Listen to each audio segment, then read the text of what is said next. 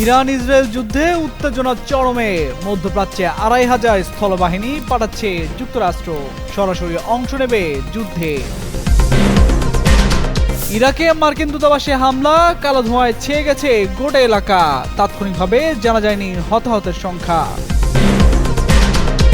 ইরানকে রাশিয়ার সহায়তা নিয়ে ট্রাম্পের বিস্ফোরক মন্তব্য। গুরুত্বের সঙ্গে সবকিছু পর্যবেক্ষণ করছে ওয়াশিংটন, সাক্ষাৎকারে জানালেন মার্কিন প্রেসিডেন্ট। একযোগে 10 ব্যালিস্টিক ক্ষেপণাস্ত্র ছুড়ল উত্তর কোরিয়া। যুক্তরাষ্ট্রের ফ্রিডম শিল্ড মহড়ার প্রতিক্রিয়া বলে মন্তব্য। মহড়াকে আক্রমণাত্মক হিসেবে দেখছে পিয়ংইয়ং, ধারণা বিশ্লেষকদের। টানা হামলার পরও অটুট ইরানের শাসন ব্যবস্থা, 7 কারণে ব্যর্থতার মুখোমুখি যুক্তরাষ্ট্র, ধারণা বিশ্লেষকদের। কঠোর অবস্থান নিতে পারেন ইরানের নতুন সর্বোচ্চ নেতা।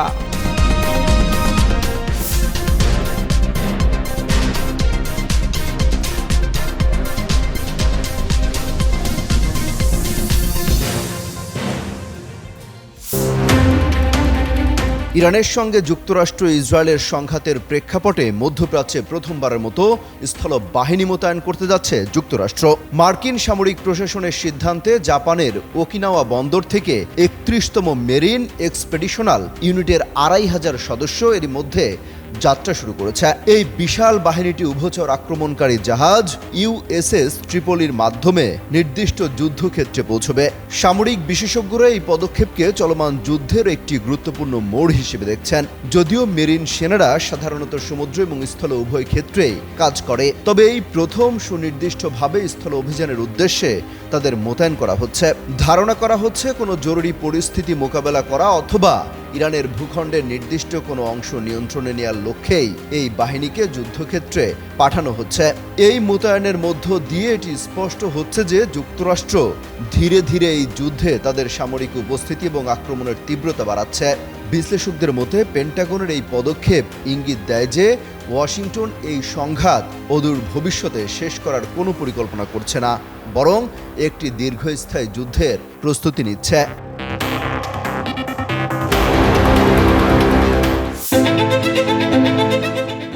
ইরাকের বাগদাদে অবস্থিত মার্কিন দূতাবাসে হামলা চালানো হয়েছে। হামলার পর দূতাবাস থেকে ধোঁয়া বের হতে দেখেছেন কাতার ভিত্তিক সংবাদ মাধ্যম আল জাজিরা আরবির এক সাংবাদিক। যদিও কারা এই হামলা চালিয়েছে এবং এতে কোনো হতাহতের ঘটনা ঘটেছে কিনা এসব বিষয়ে তাৎক্ষণিক কিছু জানা যায়নি। এর আগে যুদ্ধ শুরুর পরপরই সৌদি আরবের মার্কিন দূতাবাসেও হামলার ঘটনা ঘটেছিল। ইরান যুদ্ধের আজ ভালোভাবে লেগেছে প্রতিবেশী ইরাকে। বিশেষ করে দেশটির ইরানপন্থী সশস্ত্র গোষ্ঠীগুলো মার্কিন এবং পশ্চিমা লক্ষ্যবস্তুতে নিয়মিত হামলা চালিয়ে যুদ্ধকে ইরাক পর্যন্ত টেনে এনেছে। এর মধ্যে ইরাকে ফরাসি সেনাদের লক্ষ্য করে চালানো এক ড্রোন হামলায় 1 জন নিহত ও অন্তত 5 জন আহত হওয়ার খবর পাওয়া গেছে। এছাড়া ইরাকে একটি মার্কিন KC-135 রিফুয়েলিং বিমান বিধ্বস্ত হয়েছে। এতে বিমানে থাকা 6 জন ক্রু প্রাণ হারিয়েছেন। যদিও মার্কিন বাহিনী দাবি করেছে শত্রুপক্ষ বা নিজেদের ভুলবশত কোনো আঘাত ছাড়াই বিমানটি বিধ্বস্ত হয়েছে। তবে ইরান সমর্থিত ইরাকি গোষ্ঠীগুলোর দাবি করেছে তাদের হামলাতেই এই মার্কিন বিমান বিধ্বস্তের ঘটনা ঘটেছে।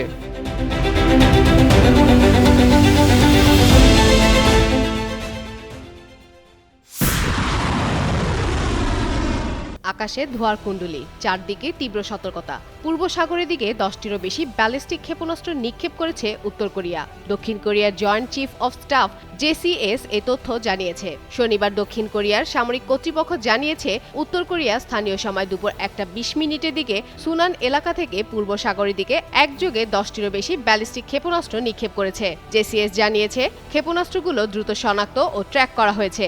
দেশটি সতর্ক অবস্থানে রয়েছে এবং যুক্তরাষ্ট্র ও জাপানের সঙ্গে ঘনিষ্ঠভাবে তথ্যটি বিনিময় করা হয়েছে। জাপানের সরকারি সম্প্রচার মাধ্যম NHK-তে বলা হয়েছে ক্ষেপণাস্ত্রগুলো ইতিমধ্যে সমুদ্রে পতিত হয়েছে। জাপানের প্রধানমন্ত্রীর অফিসও এ ঘটনা নিশ্চিত করেছে। বিশ্লেষকরা বলছেন এই নিক্ষেপ অভিযান সম্ভবত উত্তর কোরিয়া ও যুক্তরাষ্ট্রের ফ্রিডম শিল্ড এর উত্তরের প্রতিক্রিয়া। এই সামরিক মহড়া 9 মার্চ শুরু হয়ে 19 মার্চ পর্যন্ত চলবে এবং উত্তর কোরিয়া এটিকে আক্রমণাত্মক হিসেবে দেখছে। একই সময়ে কোরিয়ার ওয়ার্কার্স পার্টির কিম ইয়োজং সতর্ক করে বলেছেন শত্রুপক্ষের সামরিক উস্কানি দেশের সার্বভৌমত্ব নিরাপত্তার কাছে বিপজ্জনক পরিণতি ডেকে আনতে পারে। উত্তর কোরিয়ার এই নিক্ষেপ নতুন করে উত্তেজনা সৃষ্টি করেছে পূর্ব এশিয়ার নিরাপত্তা পরিবেশে, যেখানে আন্তর্জাতিক মনোযোগ এখন চরম সতর্কতার দিকে কেন্দ্রীভূত।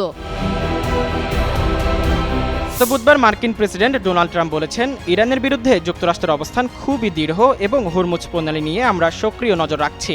কিন্তু বৃহস্পতিবার মার্কিন সংবাদ মাধ্যম সিএনবিসিকে দেওয়া এক সাক্ষাৎকারে যুক্তরাষ্ট্রের জ্বালানি মন্ত্রী ক্রিস রাইট জানিয়েছেন, আন্তর্জাতিকভাবে গুরুত্বপূর্ণ বাণিজ্যিক জলপথ হরমুজ প্রণালীতে তেলবাহী ট্যাঙ্কারে জাহাজগুলোকে পাহারা দিতে মার্কিন নৌবাহিনী এখনও প্রস্তুত নয়। তিনি বলেন, এই মুহূর্তে আমাদের সমস্ত সামরিক শক্তি ইরানের আক্রমণাত্মক সক্ষমতা এবং এই সক্ষমতা যাবতীয় প্রতিষ্ঠান ধ্বংস করার কাজে মনোযোগ দিয়েছে, তাই আমরা এখনও প্রস্তুত নই। একই দিন অপর মার্কিন সংবাদ মাধ্যম সাক্ষাৎকারে ক্রিস বলেন, যে ক্ষমতার বলে গত ৪৭ বছর ধরে হরমুজ প্রণালীকে হুমকির মুখে রেখেছে ইরান, যুক্তরাষ্ট্রের প্রতিরক্ষা বাহিনী সেই ক্ষমতাকেই ধ্বংস করতে সেখানে গিয়েছে। যুক্তরাষ্ট্র যদি সেনা না পাঠাতো তাহলে নিজেদের পরমাণু অস্ত্র ও ব্যাপক আকারে ক্ষেপণাস্ত্র কর্মসূচির জোরে আর অল্প কিছুদিনের মধ্যে ইরান স্থায়ীভাবে হরমুজ প্রণালী দখল করে নিত। সম্প্রতি ইরানের ইসলামী প্রজাতন্ত্রী সরকার হরমুজ প্রণালী বন্ধ রেখে অপরিশোধিত জ্বালানি তেলের দাম ব্যারেল প্রতি $200 তোলার হুমকি দিয়েছে। এ ব্যাপারে মার্কিন জ্বালানি মন্ত্রীকে প্রশ্ন করা হলে তিনি বলেন, আমার মনে হয় এটা অসম্ভব, তবে তারপরও আমরা সামরিক অভিযানের দিকেই মনোযোগ দিব। এছাড়া জ্বালানি পরিবহনের সমস্যা নিয়ে তিনি বলেন, এটা সত্যি যে যুদ্ধ বেঁধে যাওয়ার পর থেকে জ্বালানি পরিবহনে কিছু সমস্যা হচ্ছে, কিন্তু আপনি যদি একটি দীর্ঘমেয়াদী সমস্যা থেকে মুক্তি পেতে চান তাহলে স্বল্প মেয়াদী কিছু যন্ত্রণা আপনাকে সহ্য করতে হবে। এদিকে গত ২৮ তারিখে যুক্তরাষ্ট্র ও ইসরায়েলের সঙ্গে যুদ্ধ শুরুর পর হরমুজ প্রণালীতে জাহাজ চলাচলে কঠোর বিধিনিষেধ জারি করে ইরানের প্রতিরক্ষা বাহিনীর অভিজাত শাখা ইসলামী রেভলিউশনারি গার্ড কর্পস আইআরজিসির পক্ষ থেকে বলা হয়, যুক্তরাষ্ট্র হামলা বন্ধ না করলে হরমুজ প্রণালী দিয়ে চলাচলকারী মার্কিন, ইসরায়েল কিংবা তাদের মিত্র দেশগুলোর জাহাজকে লক্ষ্য করে হামলা করা হবে। মুজাম্মেল পায়েল, যুগান্তর নিউজ। ইরানের মুহুর্মুহু আক্রমণে নিজেকে জনসম্মুখ থেকে আড়াল করে নেন ইসরায়েলের প্রধানমন্ত্রী বেনিয়ামিন নেতানিয়াহু। এই সময় গুঞ্জন শুরু হয় তার মৃত্যু নিয়ে। ইরানের বিভিন্ন সংবাদ মাধ্যমে বলা হয়, নেতানিয়াহু নিহত হয়েছেন, এরপরও তার হদিস মেলেনি। ইরানে যুদ্ধ শুরুর পর প্রথমবারের মতো প্রকাশ্যে এসেছেন নেতানিয়াহু। স্থানীয় সময় বৃহস্পতিবার ইসরায়েলি সাংবাদিকদের মুখোমুখি হন তিনি, তবে সশরীরে উপস্থিত ছিলেন না, ছিলেন ভিডিও লিঙ্কের মাধ্যমে সংযুক্ত হন।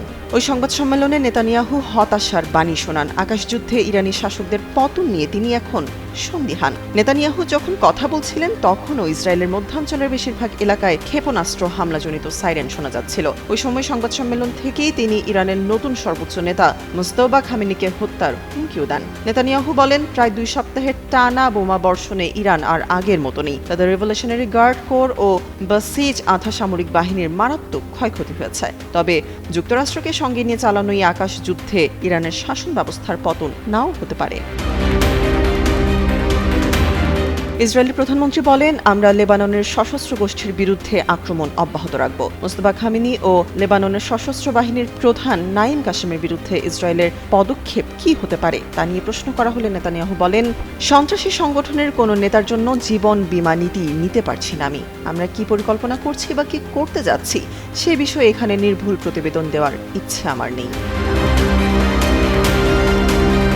ইসরায়েল ইরানের শাসক গোষ্ঠীর বিরোধীদের অস্ত্রশস্ত্র দিচ্ছে কিনা, দেশটিতে সরকার ফেলে দেওয়ার যে লক্ষ্য তারা নিয়েছে তা ব্যর্থ হতে পারে কিনা, এমন সব প্রশ্নের জবাবে নেতানিয়াহু বলেন, ইরানের ক্ষমতাসীনদের পতন যদি নাও হয়, এবারের হামলার পর তারা ভয়ানক দুর্বল থাকবে। কি পদক্ষেপ নিতে যাচ্ছি তার বিস্তারিত বলবো না। আমরা সেখানকার শাসক গোষ্ঠীকে উৎখাতে সর্বোত্তম পরিস্থিতি সৃষ্টি করছি, তবে অস্বীকার করব না দেশটির জনগণ ওই শাসকদের উৎখাত করতে পারবেই এমনটা নিশ্চিত করে বলতে পারছি না। শাসন ব্যবস্থার পতন ভেতর থেকেই হয়, তবে আমরা সহায়তা করতে পারি এবং করছিও, বলেন নেতানিয়াহু।